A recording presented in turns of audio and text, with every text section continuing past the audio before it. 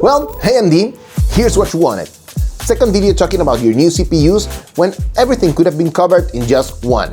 However, as I had a little bit more time for this video, I'll be able to show you something that I couldn't in the Ryzen 5 and Ryzen 7 video. I'm talking of course about the performance of the CPUs with PBO or Precision Boost Overdrive activated. Obviously, we're also going to test everything else, including gaming, temperatures, and power consumption.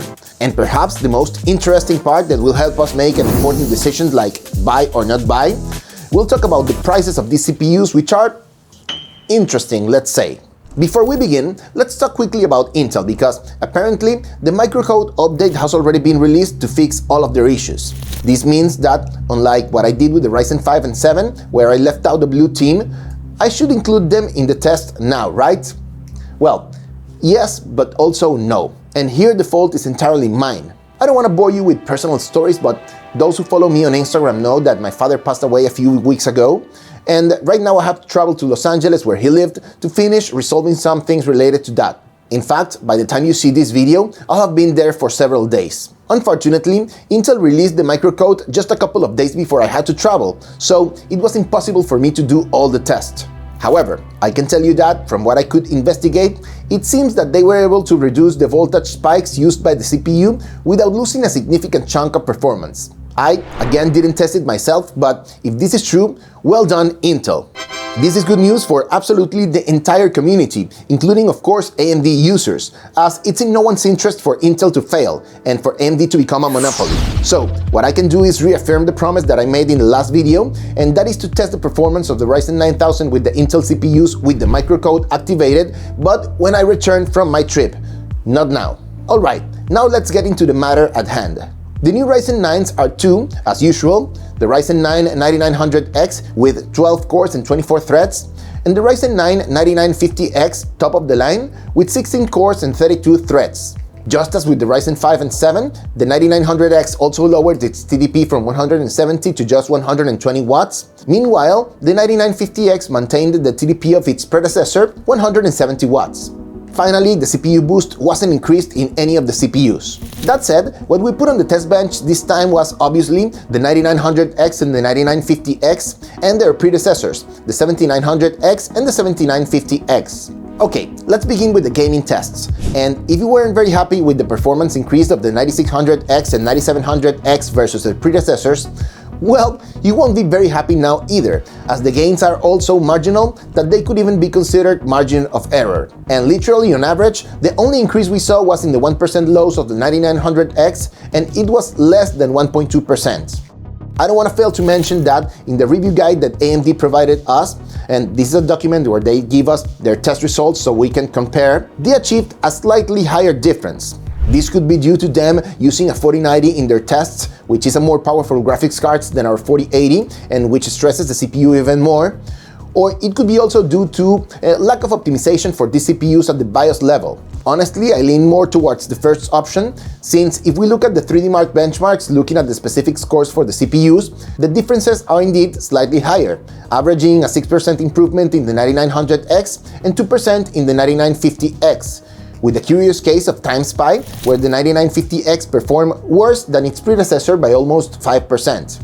Hey, don't ask me why this happens, but I repeated the test numerous times and it always gave me the same result. Anyway, if we analyze these results and put it in simple words, we can conclude that any of the AMD's latest CPUs from the last two generations, including of course the Ryzen 5 and 7, will perform basically the same in gaming with almost any GPU we use, except perhaps with a 4090 or 7900 XTX, and in very extreme conditions, namely playing 1080p with medium or low graphics, which is not very realistic. But in any other circumstance, the limiting factor will be the graphics card, and the increase given by this architecture alone does not make a noticeable difference in gaming. Now, when it comes to productivity benchmarks, the story is different. Starting with Cinebench, in single core we have 13 and 14% gain in the 9900X and 9950X respectively versus the previous generation. Not bad at all.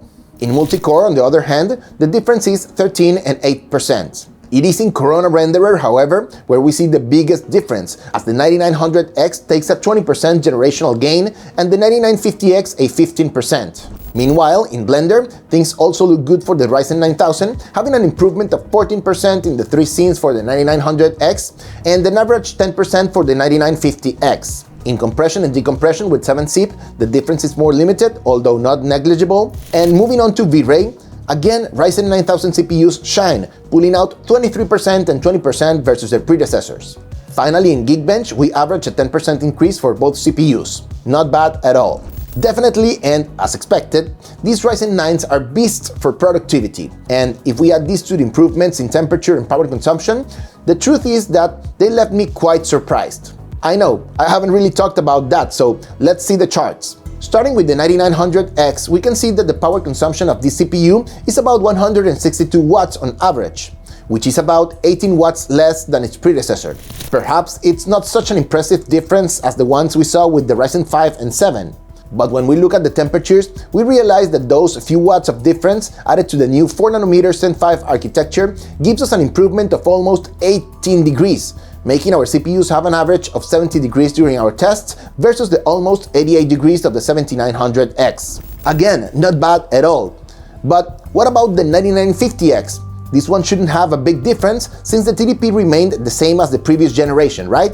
Well, again, yes, but no. You see, while the TDP remains the same, the power consumption margin is not exactly equal, with the 9950X averaging around 200 watts, which is almost 10 watts less than the 7950X. And how does that translate into temperatures? Well, those 10 watts, plus the difference in architecture, make the 9950X have an average of 77 degrees Celsius, or in other words, 12 degrees less than the 7950X, which averaged about 89. Very, very good. And hey, maybe you are wondering, it seems that these CPUs have a good extra margin to get more juice out of them. And you're right. For this, we have the PBO tool, or Precision Boost Overdrive, which is not something new at all, as it has been present in all Ryzen generations. However, it seems to make more sense in this generation than in the previous one, precisely because that margin that apparently remains in power consumption and temperatures. However, I want to speak a little bit about this before moving on to the tests. I saw some criticism in my previous video that said that we had to do all the tests with PBO enabled because this is the way to get the true performance of the CPU. But I respectfully disagree with that reasoning.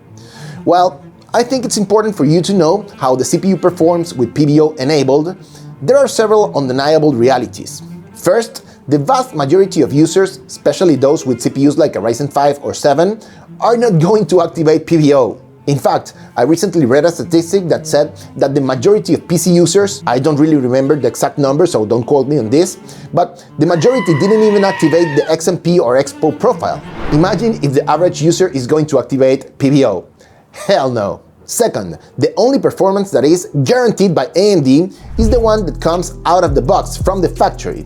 This means that all the Ryzen 7 5, 7, or 9 that you can buy should perform very similar to what I showed you in these two last videos, that is, with similar conditions and hardware, of course. On the contrary, PBO it's not guaranteed, and as we will see next, is an extra headroom that can vary from CPU to CPU. Therefore, if my CPU here gains 10% performance by enabling PBO, and this is just to give an example, that doesn't exactly ensure that yours will have identical results. Third, PBO is a form of overclocking, and while it's basically unverifiable that you used it, and also I don't think that AMD will hold you responsible for any problems that may arise from this feature, technically it violates the CPU's warranty because you're using them outside of their specifications. For all these reasons, we on this channel usually test products as they come from the factory, and then do a separate video with tests of PBO, overclocking, undervolting, and so on. That said, as you requested, I did a couple of tests with PBO enabled on all the CPUs and not just the Ryzen 9. Clearly, the CPUs that benefit the most in terms of performance are the two that have more margin,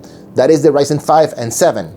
In the few benchmarks we did, we achieved on average a 5% improvement for the Ryzen 5 9600X and a very reasonable 10% for the Ryzen 7 9700X.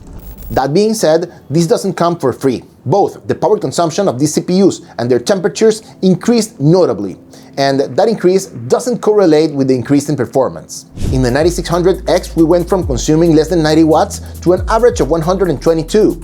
That is 35% more. And while the temperatures remain controllable, they are also quite higher.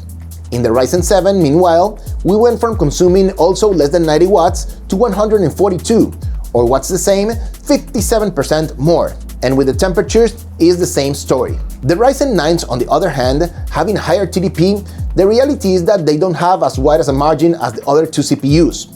In the benchmarks, we achieved on average a 4% improvement for the 9900X and 5% improvement for the 9950X. However, here the penalty is even greater, having a 9900X that went from originally consuming about 162 watts to consuming over 205 watts, with peaks that passed 210, and taking its temperatures from 70 or 71 to 82 or 83 degrees. And in the case of the 9950X, we went from 200 watts base to an average of 245 watts, with peaks of more than 250, and from 78 degrees to touching 95 and thermal throttling, even with a 360mm water cooling. Honestly, people, whether it's worth it or not to activate PBO, it's something that will depend a lot on you and the cooling you have, whether the extra consumption is a problem for you or not, and also other factors that can affect, like the noise from your cooler, system stability, and so on. In my opinion, and with the results I obtained here, perhaps I would justify using it on the Ryzen 5 and 7 as long as you have a CPU cooler that can really keep up the temperatures. But if I'm being honest, I give more relevance to efficiency and low temperatures than to my system being slightly faster. And the truth is that while it's a good thing to have PBO, activating it in the case of this generation and this particular architecture, it's going against precisely all the benefits that AMD is bringing us. Finally, regarding the Ryzen 9 9900X and the Ryzen 9 9950X, it is clear that for productivity, they are beasts. However, even taking into account that the price will be $50 cheaper than their predecessors at launch, you should probably think twice before opening your wallets. The thing is, the 7000 series has dropped a lot in price, and I think if you're interested in any of these CPUs, you should pay special attention to the Ryzen 9 7900X, which can be found for about $357. That is 40% or $140 less than what the 9900X will cost, performing just 10% less in productivity and almost the same in gaming. Yes, I know, it consumes and heats more, but the difference in price is also a lot. And well, if you want the best of the best for gaming, obviously the Ryzen X3D are still the undisputed kings, and they are also at super reasonable prices right now. So honestly, the only one of these two new CPUs that I see makes sense for the price is the 9950X, since the 7950X didn't drop so much and the difference between both prices is smaller. So here, the temperatures and consumption of the top of the line makes even more sense for only $30 more. Anyway, let me know what you think of these CPUs. Will you buy any of them? I'll read you in the comments below. Thank you for watching, my name is Ryan, and as always, I'll see you in the next video.